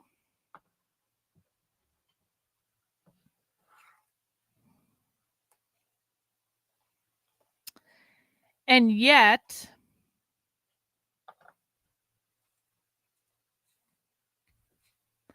none of this will matter, and no one will ever know because no one listens to me because they've all convinced themselves that I'm crazy and not worth listening to, even though all I do is listen to primary source information, but they don't know that because they refuse to look. And now James Lindsay is trying to discredit me all over the place because he's fucking afraid of me. He will never actually look at this stuff because this stuff would disrupt the book he just wrote, and we can't have that because book sales are important, yo. And so we can't disrupt that book he just wrote, and this stuff would go in the face of every single thing he's selling out there. The influencers are never going to look at it because they're not smart enough to understand it anyway.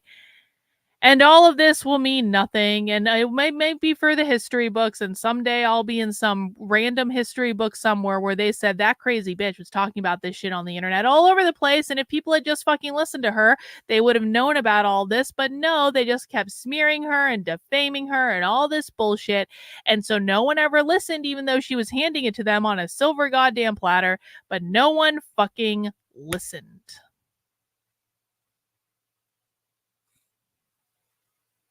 How goddamn depressing. How goddamn depressing. like we have the keys to the kingdom and no one will ever know about it, and no one would even care anyway, because James Lindsay's Gnostic, Oprah, UN, globalist, social emotional learning, law of attraction, conspiracy theory is just so much more sexy and so much more appealing to the QAnon MILFs. How goddamn depressing. Anyway, I think that's going to do it for me. I think I'm going to go to bed. It's 2:30 in the morning and I'm obviously not in a good mood.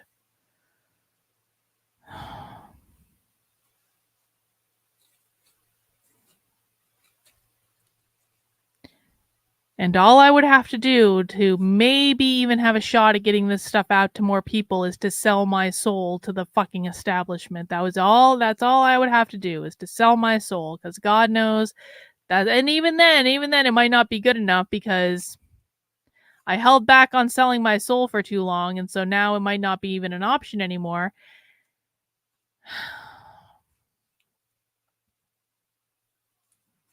But the carrot is there, Carlin. If you just sell your soul and you give up everything that you believe and you just play the game, then maybe you can get more people to see the truth. Maybe if you're really lucky, but you're definitely not going to do it if you don't sell your soul.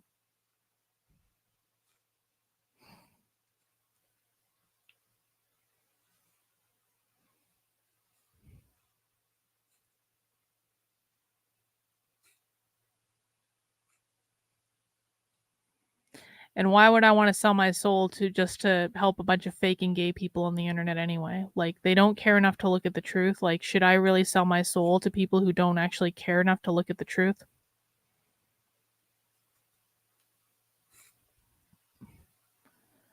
Mills for Liberty could literally offer me like a 6-figure check right now. No, not 6 figures. Sorry, 7 figures. 7 figures. 6 figures. I would absolutely turn down a 6-figure check from them. That's not even like a hard decision to make. Moms for Liberty could literally offer me a 7-figure check right now, and I wouldn't do it. Absolutely not. No, not in any way. I really do mean that too. And that would be tempting. Don't get me wrong. It would be really tempting. It would be really fucking tempting, but I couldn't do it.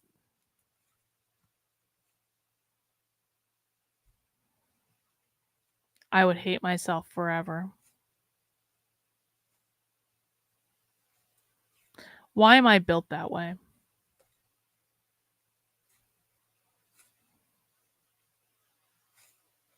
Life would be so much easier if I just didn't give a fuck, you know? It's like I'd have a lot more money if I didn't give a fuck. I'd have more of a life if I didn't give a fuck.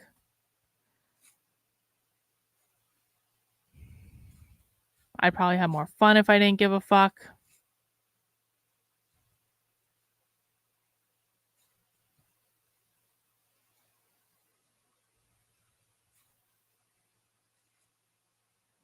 I'd have a bigger audience if I didn't give a fuck.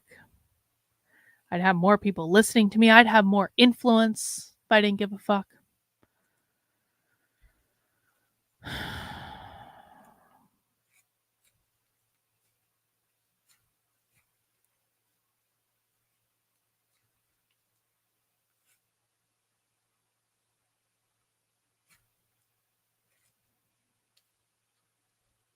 Yeah, I wouldn't be an Aries then. Yeah, you're right about that.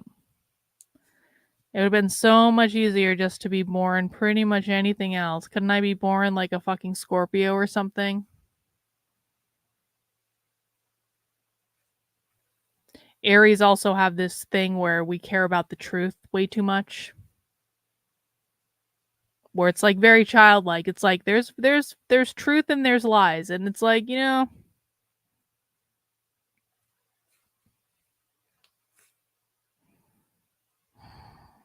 well, if anyone has any ideas about how we can get more people to understand this stuff and more people to follow along with this stuff without me having to sell my soul, that'd be really great. I would really appreciate if you would tell me. I'm not saying right now, but if you happen to come up with some way that we can actually reach more people that will want to learn about this stuff rather than How is it goddamn fucking possible? How is it fucking... I had a fucking panic attack earlier when I realized how many people were listening to James's bullshit. I really did. I had a fucking panic attack earlier. How is this possible? And why do I care about it this much? This is like... How is it possible and why do I care this much? I care this much because I'm fucking right. And I know I'm right. Everything in my body tells me I'm right. So maybe it's purely selfish. Maybe after years of being shit on, I just want people to admit that I fucking was right all along. Maybe that's stupid and maybe that's petty, but that is actually what I want. Is for someone to fucking admit, oh, that crazy bitch, she actually outplayed all of us and she got it when no one else did. And she found the things we didn't find. And she listened to people. And she told us what was happening and she provided us the evidence and we didn't fucking listen because we're grifter pieces of shit. But I'm never gonna get that. That's never gonna happen. Never gonna happen. You know, it never goes viral when the person that is smeared and demeaned and all this bullshit is actually proven right. That never goes viral. You never get the vindication.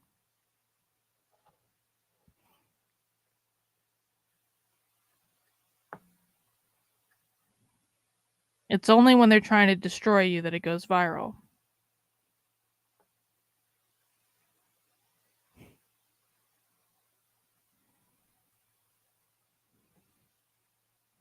And then people say, well, it's good enough that you know. At least you know. And I'm like, well, yeah, I mean, I guess that's important, but I was smeared to millions and millions of people in the process, and so it would be kind of nice if they knew too.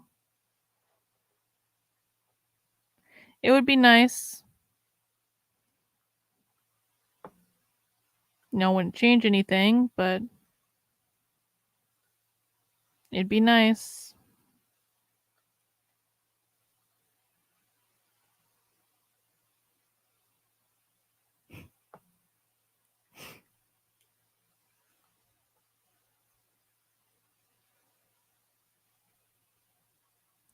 Anyway, I'm gonna go to bed. Thank you guys for hanging out. I'll see you tomorrow. Have a good night.